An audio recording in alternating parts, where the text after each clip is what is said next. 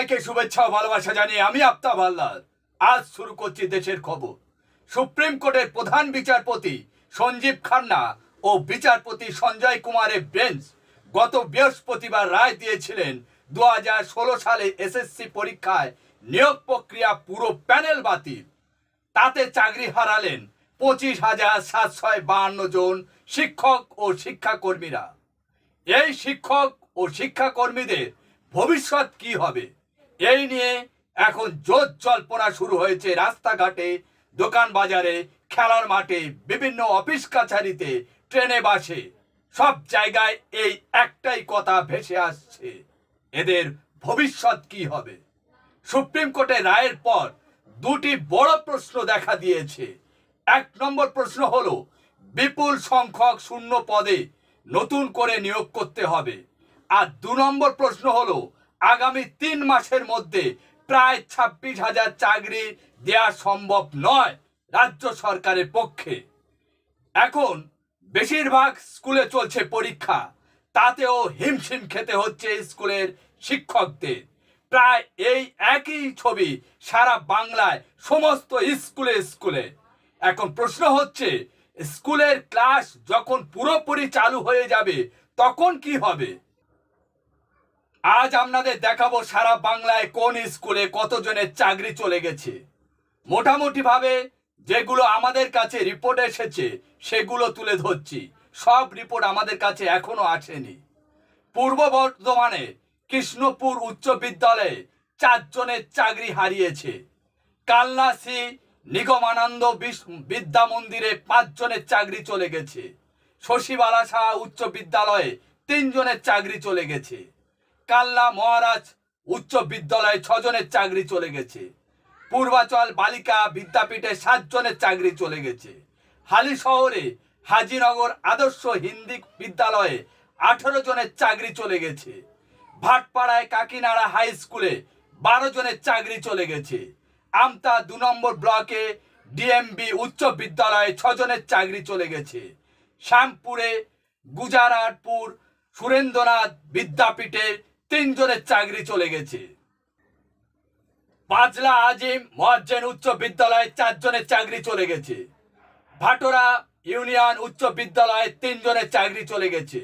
উলুবেড়িয়া বেলকুলাই চন্দ্রকুমার অধরচন্দ্র বিদ্যাপীঠে 3 জনের চাকরি চলে গেছে। যাদবপুর বিদ্যাপীঠে 2 জনের চাকরি চলে গেছে। যোধপুর পার্কে বয়েজ স্কুল, বেলেঘাটা সুরাকন্যা বিদ্যাপীঠ সহ কলকাতায় নামকরা বহু স্কুলে প্রচুর শিক্ষক মন্ডলীর চাকরি চলে গেছে। দক্ষিণ 24 পরগনায় বারুইপুর হাই স্কুলে 4 জনের চাকরি চলে গেছে। সীতাকুণ্ড স্কুলে 6 জনের চাকরি চলে গেছে। বারুইপুর রাসমণি বালিকা বিদ্যালয়ে 4 জনের চাকরি চলে গেছে। বারুইপুর পদ্মপুকুর হাই স্কুলে 1 জনের চাকরি চলে গেছে। মণিপুর বাঁশতলা হাই স্কুলে 4 জনের চাকরি চলে গেছে। মথুরাপুর থানায় অন্তর্গত কৃষ্ণচন্দ্রপুর হাই স্কুলে 8 জনের চাকরি চলে গেছে। এখানে একটু বলে রাখি, আমি কৃষ্ণচন্দ্রপুর হাই স্কুলের ছাত্র ছিলাম। জয়নগর ফুটিগোদা স্কুলে 2 জনের চাকরি চলে গেছে। পাটুনিঘাটা গার্লস স্কুলে 2 জনের চাকরি চলে গেছে। গিলেসাড স্কুলে 1 জনের চাকরি চলে গেছে। সব থেকে মজার বিষয় হলো, ফারাক্কা অর্জুনপুর হাই স্কুলে মোট শিক্ষক 67 জন, ছাত্রছাত্রীর সংখ্যা 9,500। নট এ ম্যাটার জোকস, এই স্কুলে 36 জনের চাকরি চলে গেছে।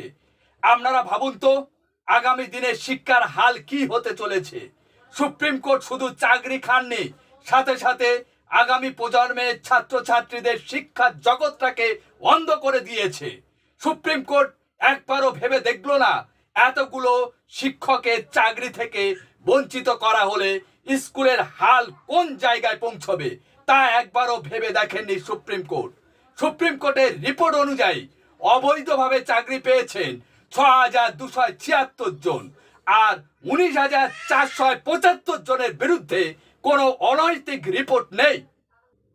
তাহলে এই 19,475 জনের চাকরিটা চলে গেল কেন, তার উত্তরটা সুপ্রিম কোর্টের প্রধান বিচারপতিকেই দিতে হবে। স্কুলে পড়াশোনার যে ঘাটতি হতে চলেছে তার দায় কার? সরি টু সে, আমি বলতে বাধ্য হচ্ছি, আমরা দেখেছি বিচারপতির চেয়ারে বসে বড় বড় রায় দিয়ে তার কিছুদিনের মধ্যে কোনো এক পলিটিক্যাল পার্টির হয়ে রাজ্যসভায় সাংসদ হয়ে যান। বিগত কয়েক বছর ধরে এই জিনিসগুলো আমরা দেখে আসছি। আমার মনে হয় কিছু কিছু বিচারপতি বিচারের চেয়ারে বসে কোনো এক পলিটিক্যাল পার্টির এজেন্ডা হয়ে কাজ করছে, তাই বিচারের স্বচ্ছতা নিয়ে প্রশ্ন উঠছে। এমন একটা রায় দিয়েছেন তাতে দেখা গেল দোষীকে খুঁজতে গিয়ে গ্রামবাসী শুদ্ধ লোকের ফাঁসি দিয়েছেন। আর এই বিষয় নিয়ে আপনারা কি ভাবছেন কমেন্ট করে জানান। আজ এখানে শেষ করছি। সবাই ভালো থাকবেন, সুস্থ থাকবেন। Tata, bye bye.